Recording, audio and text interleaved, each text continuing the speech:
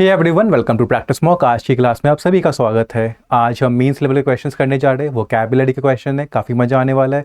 तो क्लास को एंड तक देखिएगा और ये देखिएगा कि क्वेश्चंस किन पैटर्न के हैं और किन तरहों से उन्हें सॉल्व किया जाता है। तो लेट्स बिगिन, आज का क्लास को स्टार्ट करते हैं। सबसे पहले हम क्या करेंगे, डायरेक्शंस को पढ़ लेंगे, क्योंकि मेंस है तो डिफरेंट पैटर्न क्वेश्चन देखने को मिलते हैं, तो ज़रूरी हो जाता है कि हम डायरेक्शंस को अच्छे से पढ़ लें। तो देखते हैं क्या कह रहा है डायरेक्शन कि a set of 5 statements is given which form a meaningful paragraph. ठीक है, सेट दिया हुआ है 5 सेंटेंसेस का जो मिलकर एक मीनिंगफुल पैराग्राफ बना रहा है। देखने से हमें लग रहा है कि पैराजम्बल जैसा कोई क्वेश्चन दिख रहा है हमें। सेंटेंसेस दे रखे हैं, ठीक है, और PQRST उन सेंटेंस को मार्क किया गया है। The statements are in the right order. You are required to read the statements and answer the questions that follow. Statements already right order में है, मतलब हमें इनको rearrange नहीं करना है। मतलब जो क्लासिक पैराजम्बल जो क्वेश्चन होता है वो नहीं है, हमें कुछ और करना है। हमें क्या करना है, हमें स्टेटमेंट्स को पढ़ना है और जो क्वेश्चन जो स्टेटमेंट के बाद है उन्हें आंसर करना है।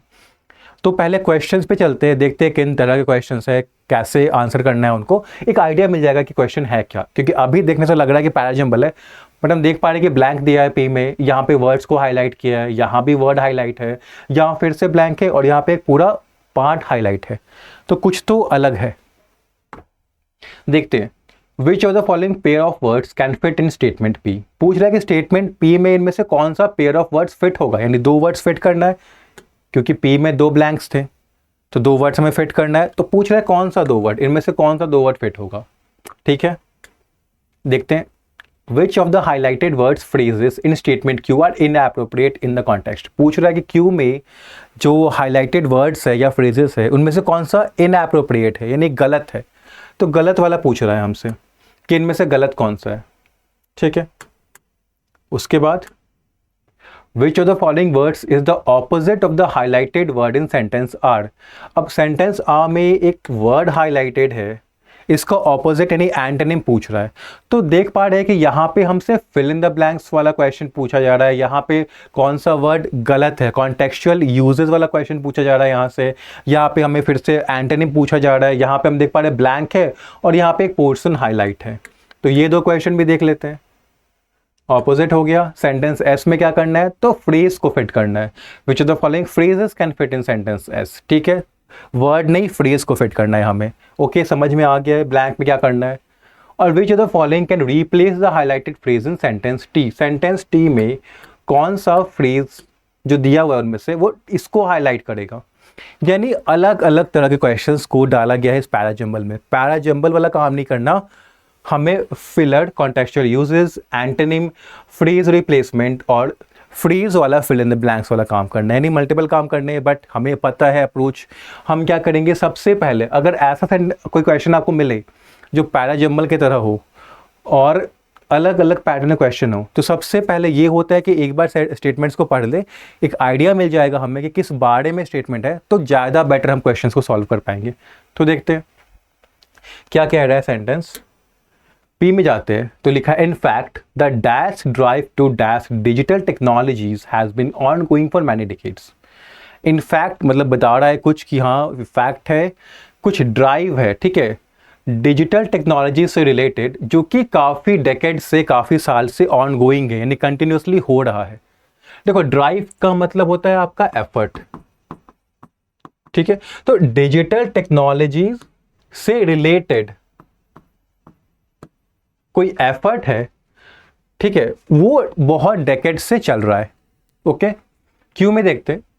In the 1980s seeking out opportunities for the IT in the purview of competitive advantage, what we now call digital disruption was fashionable. उससे रिलेटेड ही है। ठीक है, क्या कह रहा है कि 1980s में सीकिंग आउट यानी कि सर्चिंग क्या, किसी चीज को सर्च करने की बात हो रही है, बट किस चीज को सर्च करने की बात हो रही है, अपॉर्चुनिटीज को IT में इन द पर्व्यू। देखो, पर्व्यू का मतलब होता है लिमिट, ठीक है, ऑफ कॉम्पिटिटिव एडवांटेज। ठीक है, कॉम्पिटिटिव एडवांटेज को क्या कहते हैं। देखो, कॉम्पिटिटिव एडवांटेज क्या होता है, अगर किसी कंपनी के पास कॉम्पिटिटिव एडवांटेज है तो वो अपने कॉम्पिटिटर से उस एडवांटेज का यूज करके आगे बढ़ सकती है।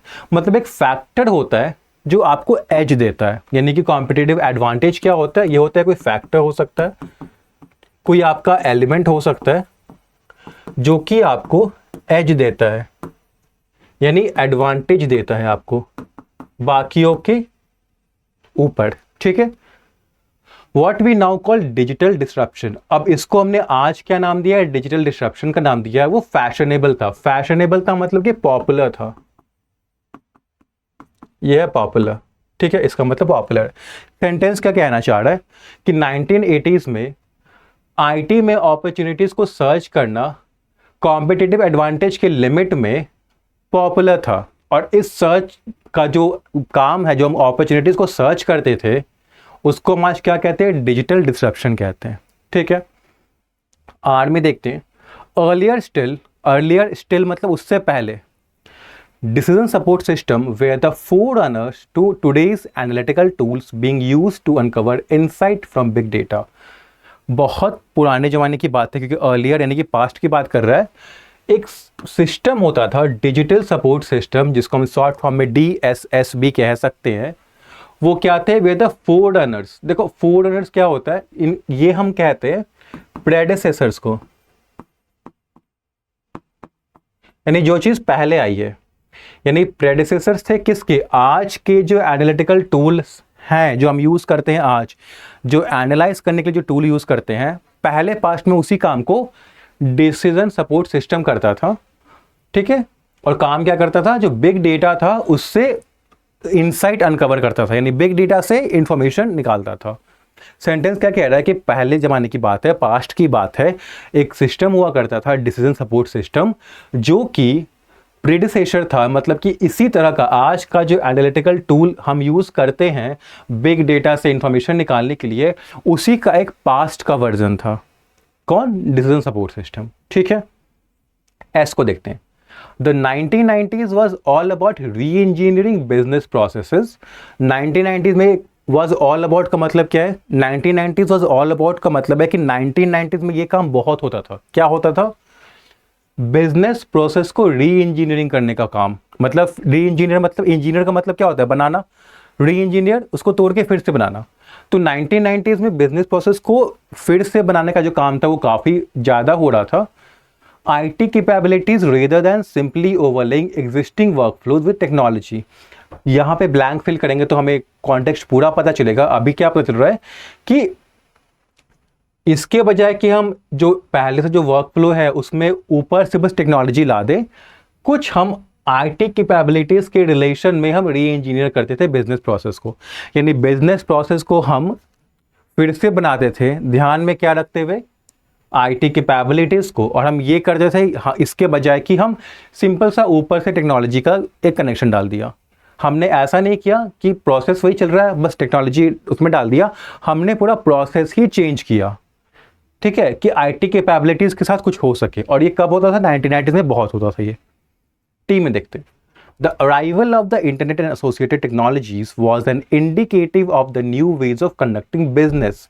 जो इंटरनेट का अराइवल हुआ, आना हुआ, और इंटरनेट के साथ जो उससे जुड़ी हुई टेक्नोलॉजीज थी जो आई, वो एक इंडिकेटिव का मतलब क्या है, एक साइन था, सिग्नल था किसका, नए वेज का, जिस तरह से हम बिजनेस को कंडक्ट करेंगे, चलाएंगे, मैनेज करेंगे। A forerunner to today's always on frictionless on demand and connected world। और ये जो इंटरनेट था उस समय जो आया और जो टेक्नोलॉजीज आई वो फोररनर थी। अगेन फोररनर का यूज़ हुआ है मतलब वो पास्ट वर्जन थी किसका, आज का जो वर्ल्ड है जो हमेशा कनेक्टेड रहता है उसी का एक पास्ट वर्जन था, ठीक है। आज वही चीज़ डेवलप होके ये कनेक्टेड वर्ल्ड में बन गई है। ओके तो थोड़ा थोड़ा हमें पता चला है, थोड़ा थोड़ा हमें आइडिया मिल रहा है सेंटेंस किसके बारे में, डिजिटल टेक्नोलॉजीज़ के बारे में, कि कैसे जो ड्राइव है, एफर्ट है जो डिजिटल टेक्नोलॉजीज़ के लिए किया जा रहा है वो काफ़ी सालों से चल रहा है। 1980s में गए तो कैसे आईटी में हम अपॉर्चुनिटी ढूंढते थे कॉम्पिटिटिव एडवांटेज के लिमिट में, जिसको हमने आज डिजिटल डिस्ट्रप्शन का नाम दे दिया है, वो काफ़ी पॉपुलर था उस टाइम। उसके बाद 1980 से भी पहले, क्योंकि अर्लियर स्टिल तो इसके रिलेशन में ही बोलेगा, तो 1980 से पहले क्या था, एक सिस्टम होता था डिसीजन सपोर्ट सिस्टम, वो वही काम करता था क्योंकि फोररनर था तो उसी का पास्ट वर्जन था, ठीक है, उसी की तरह का बट पहले आने वाला, तो उसी का पास्ट वर्जन वही काम करता था जो आज एनालिटिकल टूल्स करते हैं, यानी वो काम था बिग डेटा से इंसाइट यानी इंफॉर्मेशन निकालने का। उसके बाद 1990s में हम आते हैं। तो 1990s में क्या हुआ कि बिजनेस प्रोसेस को री इंजीनियरिंग करने का बहुत ज़्यादा प्रचलन हुआ, बहुत ज़्यादा पॉपुलर हुई ये प्रोसेस, री इंजीनियर करने का बिजनेस प्रोसेस को आईटी कैपेबिलिटीज से रिलेशन में कुछ। ठीक है, ब्लैंक फिल करेंगे तो हमें मिल जाएगा क्या कॉन्टेक्स्ट है। Rather than simply overlaying existing workflows with technology. और री इंजीनियर किया गया, ये भी कर सकते थे कि सिर्फ जो पहले से चल रहा है उसको चलाते रहो और टेक्नोलॉजी से कनेक्ट कर दो। तो वैसा नहीं किया हमने क्या किया, हमने पूरा बनाया फिर से कि आईटी कैपेबिलिटीज़ के कॉन्टेक्स्ट में कुछ हो सके। ओके, टी में क्या है कि इंटरनेट और इंटरनेट से जुड़ी हुई टेक्नोलॉजीज़ का जो आना था, तो वो आना सिग्नल दिया किसका, नए वेज का, किस तरह से हम बिजनेस को कंडक्ट कर सकते हैं। और ये भी पास्ट वर्जन था, ये जो चीज़ हुई ये पास्ट वर्जन थी किसकी, आज जो हम दुनिया को देख रहे हैं कि वो कनेक्टेड है, ऑन डिमांड है, कैसे हमेशा ऑन ही रहता है, हर लोग आजकल हमेशा ऑन रहते हैं, मतलब कि किसी को भी हम कनेक्ट करना चाहें तो कनेक्ट कर सकते हैं, उससे कोई भी काम करना होता है तो हम तुरंत सीमलेसली फ्रिक्शनलेस बिना किसी चैलेंज के कर लेते हैं, क्योंकि पूरी दुनिया कनेक्टेड है तो प्रोसेसेस कनेक्टेड है। तो उसी का एक पास्ट वर्जन था। ठीक है, अब हम आते हैं क्वेश्चन पे, थोड़ा बहुत समझ में हमें आ रहा है। पी में देखते हैं, पी में दिया हमें word reckless, accept, ruthless, adapt, relentless, embrace, unrelenting, adopt. अब फिल कैसे करना है हमें, पहले मीनिंग देख लेते हैं सबका। ठीक है, रेकलेस इज केयरलेस, एक्सेप्ट का मतलब पता है हमें क्या होता है, देखो एक्सेप्ट का, एम्ब्रेस का, अडॉप्ट का, इसका मतलब होता है तीनों का, इन तीनों का, इनका मतलब होता है एक्सेप्ट एंड यूज समथिंग। ठीक है,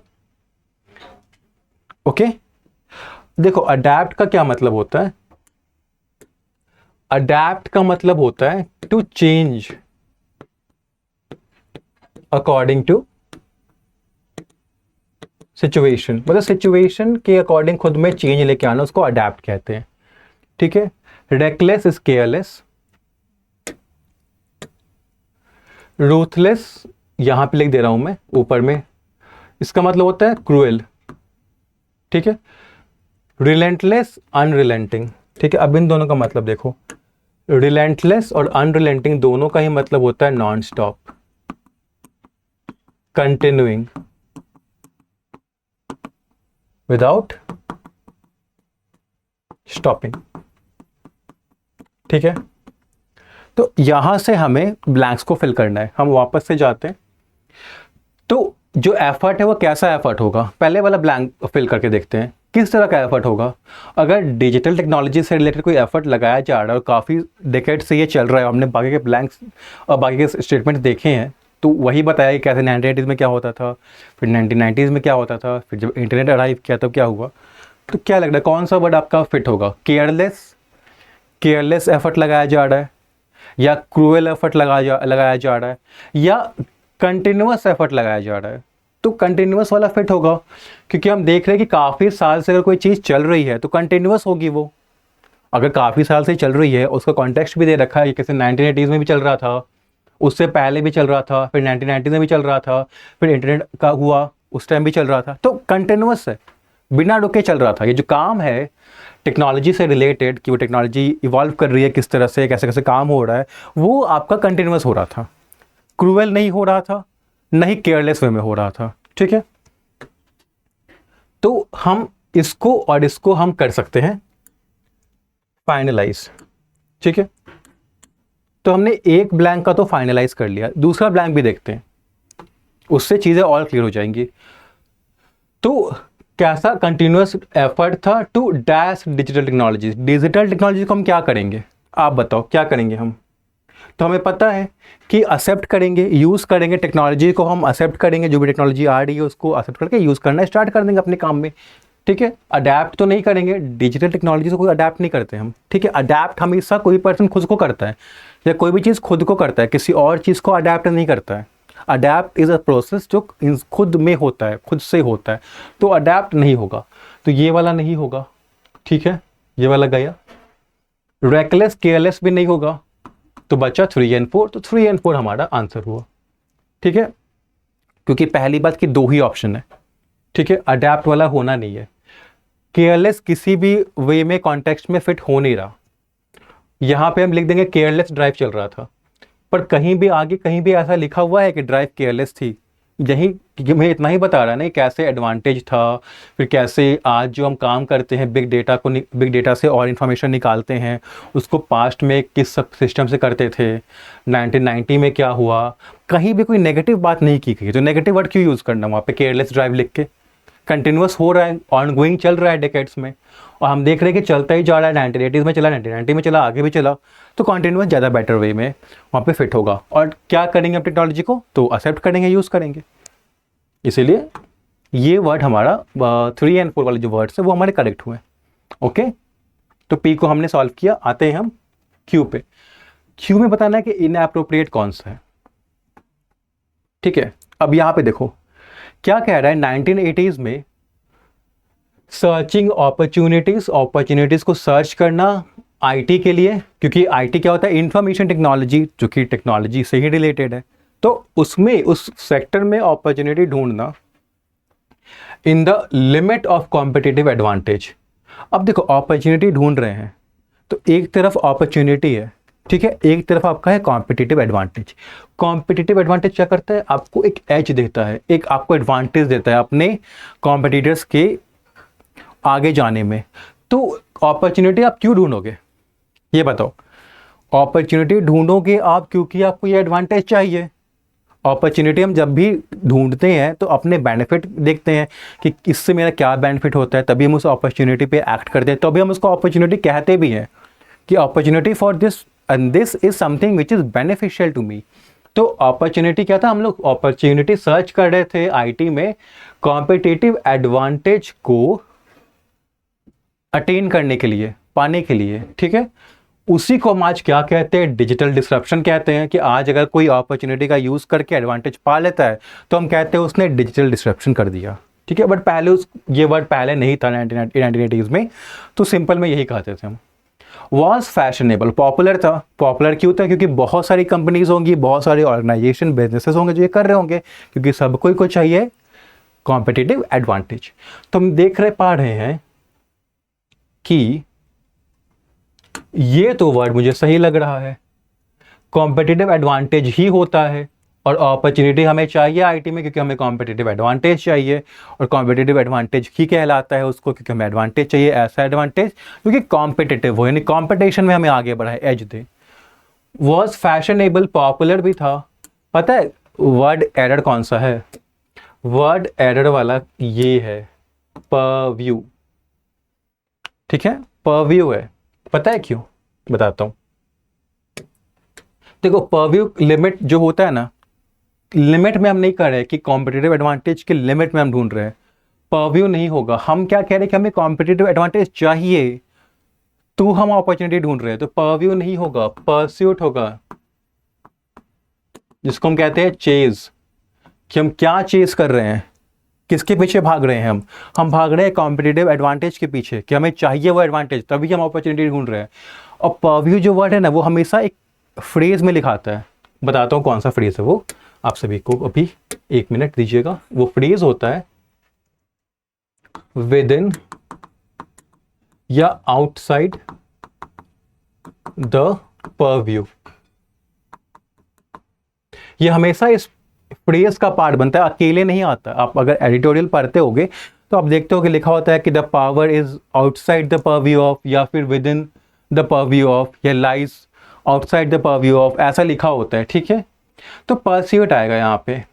तो क्यू में कौन सा वर्ड गलत है, क्यू में आपका परव्यू गलत था, तो परव्यू हमारा इसमें सही आंसर होगा। ऑल करेक्ट नहीं होगा क्योंकि हमारा एक आंसर बी वर्ड गलत था, ठीक है। तो आई होप आपको समझ में आ रहा होगा। देखो कुछ भी अगर नहीं समझ में आता है आपको तो आप डाउट्स पूछ सकते हो। हमारा एक टेलीग्राम ग्रुप है, उसका नेम मैं लिख देता हूं, उसका नाम है practice mock mission bank PO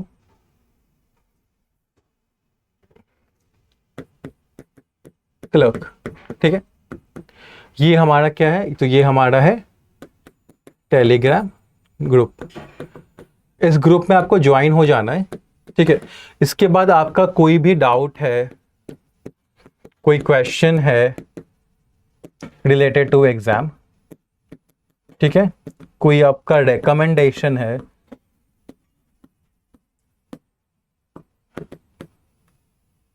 तो आप यहाँ पे हमें बता सकते हो, ठीक है। तो वहाँ पे एक्सपर्ट्स होते हैं, वो आपका सॉल्व कर देंगे, ठीक है, जो डाउट है आपका वो सॉल्व कर देंगे।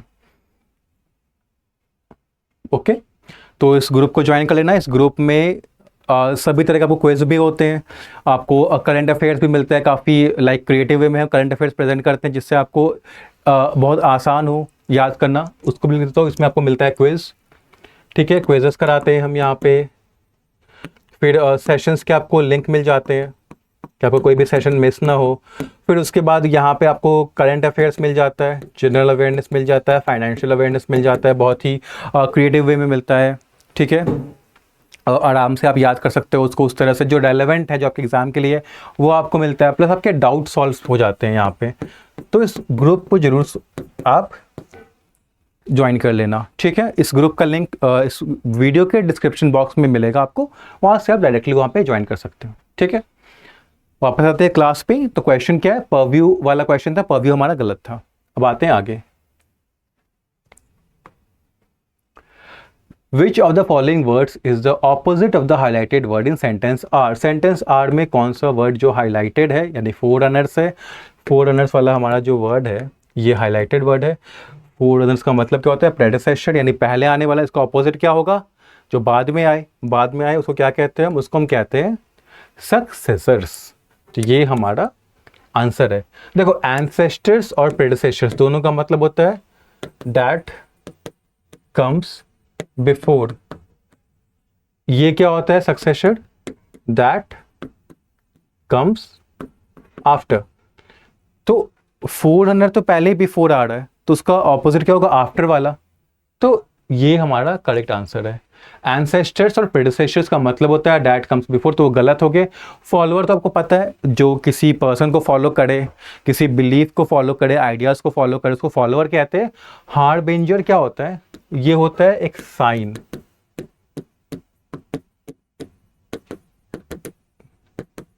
That is going to happen, मतलब फ्यूचर में कुछ होने वाला है, तो ऐसा साइन जो ये पहले ही बता दे कि फ्यूचर में क्या होने वाला है, उसको हम हार्बिंजर कहते हैं।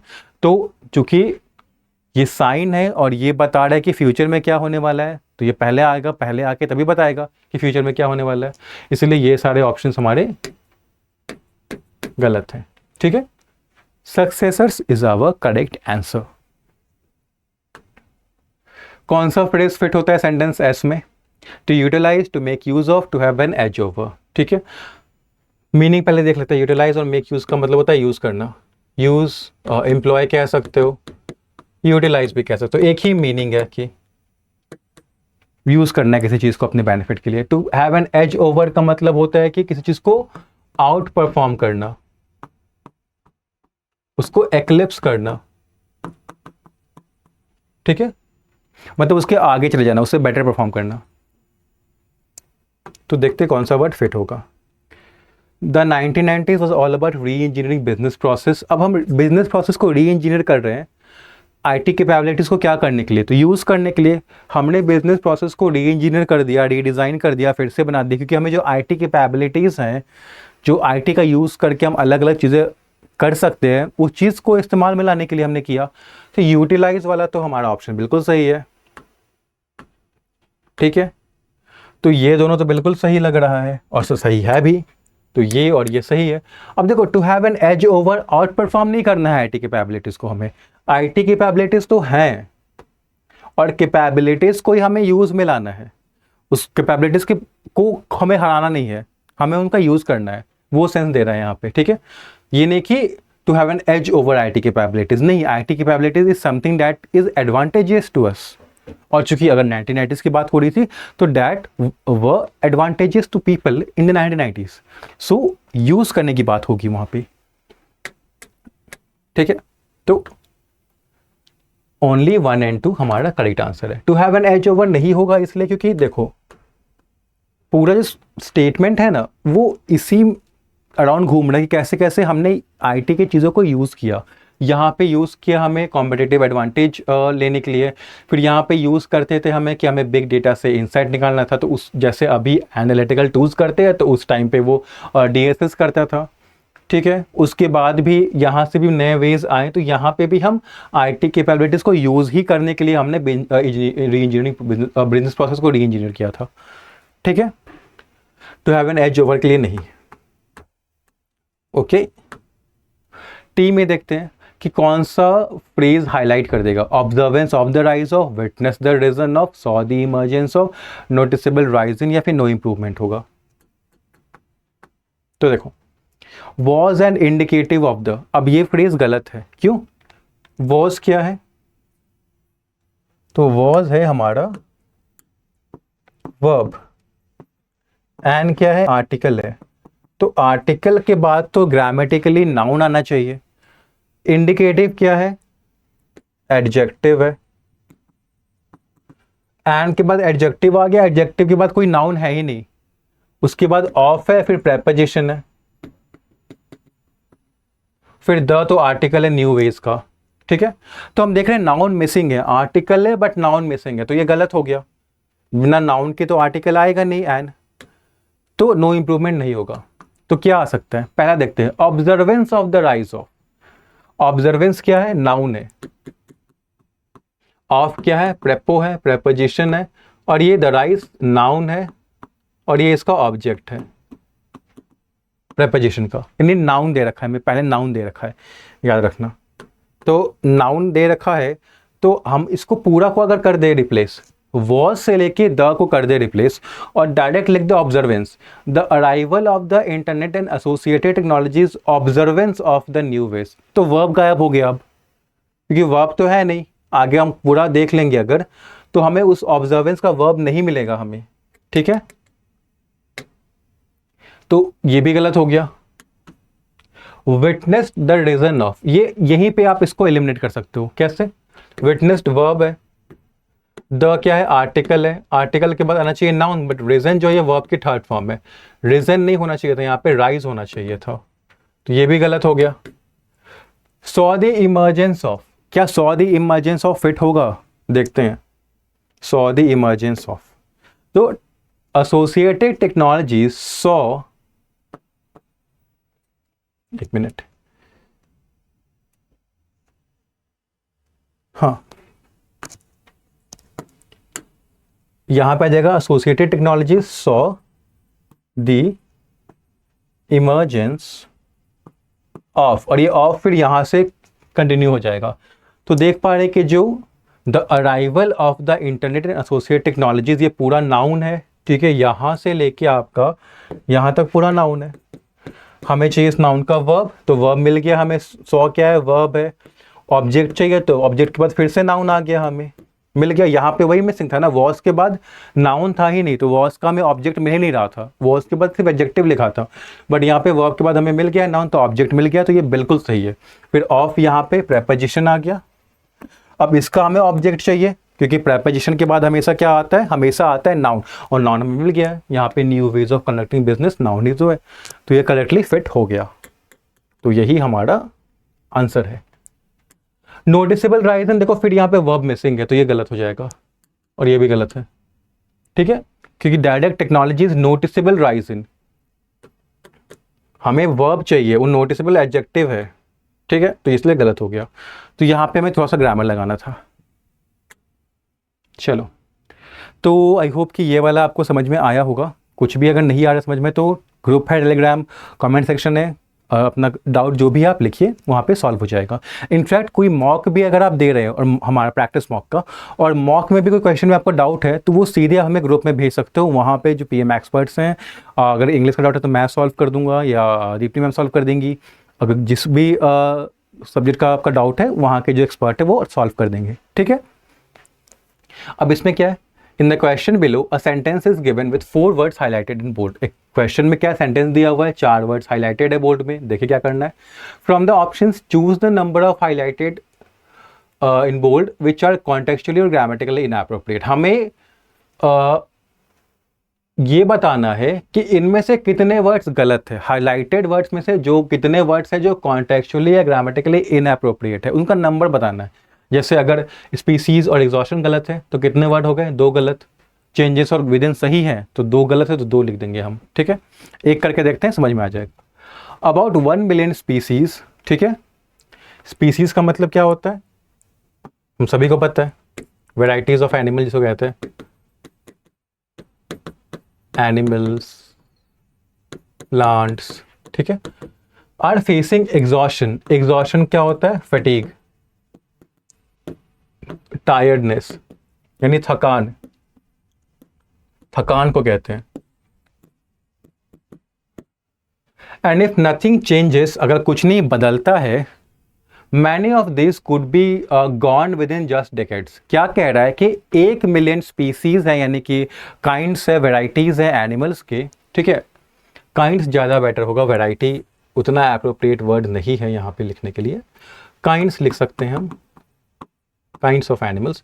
तो 1 मिलियन तरह के एनिमल्स या प्लांट्स है जिनको थकान हो रही है, और अगर कुछ नहीं हुआ, ठीक है, फेसिंग, क्या फेस कर रहे हैं, थकान फेस हो रहा है, थकान हो रहा है उनको, और अगर कुछ नहीं बदला तो these could be gone with in just decades, तो कुछ 10 सालों में ही ये खत्म हो जाएंगे ये species.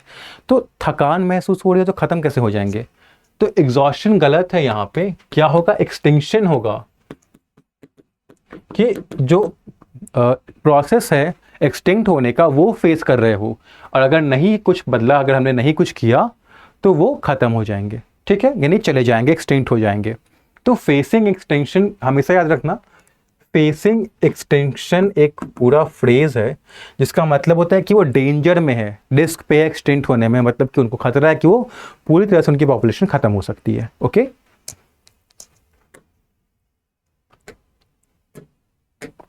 Current biodiversity laws and policies do not, अच्छा सॉरी उसको तो हमने किया ही नहीं, कितना था इसमें गलती, एग्जॉशन एक ही गलती था ना, स्पीसीज सही था, चेंजेस भी सही था, और विदिन भी सही था। ओके, इन एक ही था इसमें, ठीक है। चलो, current biodiversity laws and policies do not adequate address the threats to the natural world. क्या है कि करंट जो बायोडाइवर्सिटी लॉज है, करंट यानी कि प्रेजेंट जो अभी हाल में चल रहे हैं, लॉज यानी कि रूल्स जो हैं, और जो पॉलिसीज है बायोडाइवर्सिटी की, वो एडिक्वेट यानी कि इन सफिशिएंट अमाउंट, एडिक्वेट का मतलब ये होता है कि सफिशिएंट अमाउंट में है, इनफ है। एड्रेस का मतलब होता है try to solve the threats, threats क्या होता है, रिस्क या फिर डेंजर्स को कहते हैं हम, टू द नेचुरल वर्ल्ड। क्योंकि क्या कह रहा है कि अभी के जो बायोडाइवर्सिटी लॉज है, रूल्स है, जो पॉलिसीज है, वो इनफ वे में, मतलब कि बहुत ज़्यादा एड्रेस नहीं करती हैं जो अभी जो डेंजर्स है नेचुरल वर्ल्ड को, उनको यानी कि नहीं सॉल्व करवा रही हैं। तो हम देख रहे हैं एडिक्वेट क्या है, एडजेक्टिव है, एड्रेस क्या है, चूंकि ट्राई टू सॉल्व एक्शन की बात कर रहा है, एड्रेस करने की बात कर रहा है, सॉल्व करने की बात कर रहा है, तो ये वर्ब है, तो वर्ब को एडजेक्टिव नहीं मॉडिफाई करेगा तो ये गलत हो गया। हमें यहाँ पे एडिक्वेटली चाहिए, adequately address the threats to the natural world. तो यहाँ पे भी एक ही गलत है, क्योंकि थ्रेट्स बिल्कुल सही है, थ्रेट्स का मतलब ही होता है रिस्क या फिर डेंजर, तो डेंजर है किसको, नेचुरल वर्ल्ड को। और अभी के यानी करंट यानी प्रेजेंट जो बायोडाइवर्सिटी लॉज है यानी रूल्स और पॉलिसीज है, वो मतलब इनसफिशिएंट वे में नहीं कर पा रही हैं एड्रेस उन थ्रेट्स को, तो इसमें भी एक ही गलत था। Careful reading of Indian urban history shows that cities have grown and with nature providing a support system। क्या कह रहे हैं, केयरफुल मतलब कि कभी ध्यान से अगर रीडिंग की जाए इंडियन अर्बन हिस्ट्री की, यानी कि इंडिया में कैसे सिटीज़ बने, उसकी हिस्ट्री की अगर बहुत ही ध्यान से रीडिंग की जाए तो ये पता चलता है कि cities have grown with nature providing a support system, कि सिटीज़ बढ़ी हैं, ग्रोन मतलब डेवलप हुई हैं नेचर के साथ साथ, और नेचर ने क्या किया, सपोर्ट सिस्टम प्रोवाइड किया। तो हम देख रहे हैं कि केयरफुल भी सही है, कैसी रीडिंग, तो केयरफुल रीडिंग। रीडिंग क्या है, नाउन है, हमें पता है जेरेंड होता है, वर्ब के आईएनजी फॉर्म को क्या कहते हैं, जेरेंड कहते हैं, जो कि नाउन का पार्ट प्ले करता है, तो नाउन का ही काम कर रहा है। केयरफुल क्या एडजेक्टिव है, बिल्कुल सही है आपका। ऑफ इंडियन अर्बन हिस्ट्री, कौन सी हिस्ट्री, अर्बन हिस्ट्री की बात हो रही है, वो भी इंडिया की यानी कि सिटीज की हिस्ट्री की बात हो रही है, यानी अर्बन यानी सिटीज, रूरल यानी कि विलेजेस, ठीक है। क्या शो करता है कि सिटीज हैव ग्रोन, यानी कि डेवलप हुए हैं किसके साथ, नेचर के साथ। नेचर तो पता ही है, जो हमारे आसपास रहता है, जिसमें आपका एयर आता है, आपका जो इन्वायरमेंट है वो आता है, ट्रीज आते हैं, एनिमल्स आते हैं, और नेचर क्या कर रहे, सपोर्ट सिस्टम प्रोवाइड कर रहे थे सिटीज़ को ग्रोथ के डेवलपमेंट में हेल्प करने के लिए। तो बिल्कुल सही है, जीरो इसमें एरर है, सारे वर्ड सही हैं। ठीक है, इस वाले पार्ट में अगर आपको लग रहा है कि थोड़ा सा दिक्कत है तो मैं समझा देता हूँ। देखो यहाँ तक तो पता है, अ careful reading of Indian urban history shows that cities have grown. यहीं तक पढ़ो अगर, तो क्या पता चल रहा है कि अगर हम केयरफुल रीडिंग करें इंडियन अर्बन हिस्ट्री की, तो ये पता चलता है हमें कि सिटीज डेवलप हुए हैं। ठीक है, अब यहाँ पे किस तरह से डेवलप हुआ है उसके लिए ये एडिशनल इंफॉर्मेशन दे रहा है कि किस तरह से डेवलप हुआ है। तो नेचर के साथ डेवलप हुआ है और नेचर उनको एक सपोर्ट सिस्टम प्रोवाइड कर रहा था। तो नेचर यहां पे क्या है, विथ क्या है, प्रेपोजिशन। नेचर क्या है, प्रेपोजिशन का ऑब्जेक्ट है, नाउन है, और ये क्या है, ये वर्ब की आईएनजी फॉर्म है। और हमने पहले भी डिस्कस किया कि अगर नाउन के डायरेक्ट बाद वर्ब की अगर आईएनजी फॉर्म आ जाए या वर्ब की थर्ड फॉर्म आ जाए तो वो एडजेक्टिव का रोल प्ले करती है। तो यहां से ये यहां एडजेक्टिव का रोल प्ले कर रहा है, और किसको मॉडिफाई कर रहा है, तो नेचर को मॉडिफाई कर रहा है। ठीक है, तो कोई एरर नहीं है। ठीक है, अगर आपको ये वाला कॉन्सेप्ट सीखना है, अगर कि कैसे ये वाला सर वर्ब के आईएनजी वर्ब की थर्ड फॉर्म किस किस केस में आती है, नाउन के बाद कैसे आइडेंटिफाई करना है, तो कमेंट सेक्शन में बता दीजिएगा। उसके लिए हम एक छोटा सा वीडियो बना लेंगे जहाँ पे ये वाला चीज़ आपको समझ में आ जाएगा, फिर आपका आगे समझने में कोई दिक्कत नहीं होगी। ठीक है, जीरो इसमें था। अब आते हैं आगे, देखते हैं इसमें कितने एरर्स हैं। When properly developed and managed, palm oil plantations can play an important role in improving life and eradicating poverty in rural areas. क्या कहला कि जब प्रॉपरली डेवलप करे और मैनेज करे, अगर मैनेज मतलब कि सुपरवाइज करना, कोऑर्डिनेट करना, तो जो पाम ऑयल के प्लांटेशंस हैं, प्लांटेशन मतलब कि जहाँ पे पाम ऑयल को उगाया जाता है वो पूरा एरिया जहाँ पे बहुत सारे पाम ऑयल के प्लांट्स हैं, तो प्लांटेशन एक बहुत ही इंपॉर्टेंट रोल प्ले कर सकते हैं इंप्रूव करने में। क्या इंप्रूव करने में, लाइफ।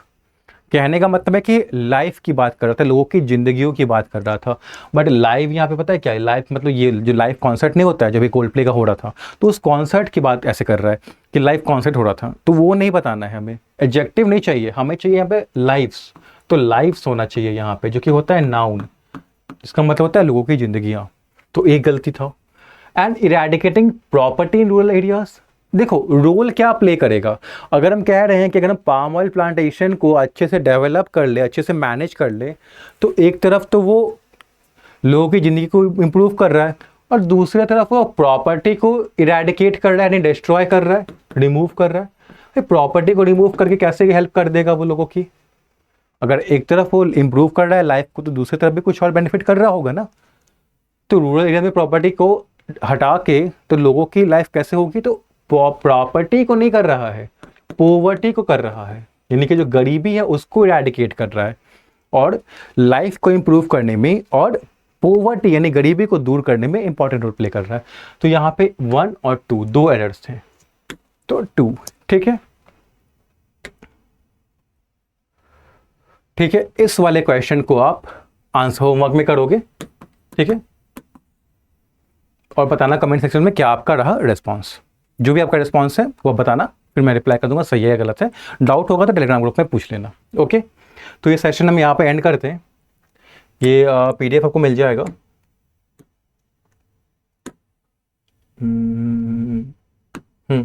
सेव कर देता हूँ तो मिल जाएगा आपको। ठीक है,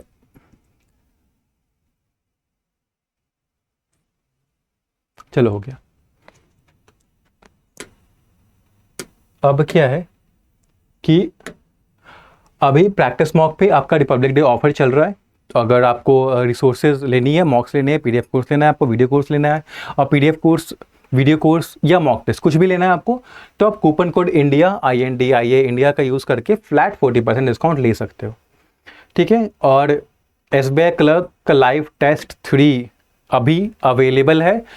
तो जो भी बच्चे क्लर्क प्रीलिम्स SBI क्लर्क के लिए प्रिपेयर कर रहे हैं, तो ये क्लर्क प्रीलिम्स वाला लाइव टेस्ट जरूर देना। आपको रियल एग्जाम का फील आएगा, एक्सपीरियंस आएगा आपको रियल एग्जाम में कैसा आपको एक्सपीरियंस करने को मिलता है। कंपटीशन का भी आपको एक मतलब क्या कह सकते हैं, एक्सपीरियंस मिल जाएगा आपको एग्ज़ाम से पहले, क्योंकि काफ़ी बच्चे देंगे तो आपको परसेंटाइल पता चल जाएगी, स्कोर पता चल जाएगा, आपको देखने को पता चल जाएगा कि कितना इम्प्रूव करना है, अभी मैं कंपटीशन में कहाँ हूँ, और इतने टाइम में आपको फिर अपना अप्रोच या जो स्ट्रैटेजी आप बनाओगे उसमें हेल्प मिलेगा आपको।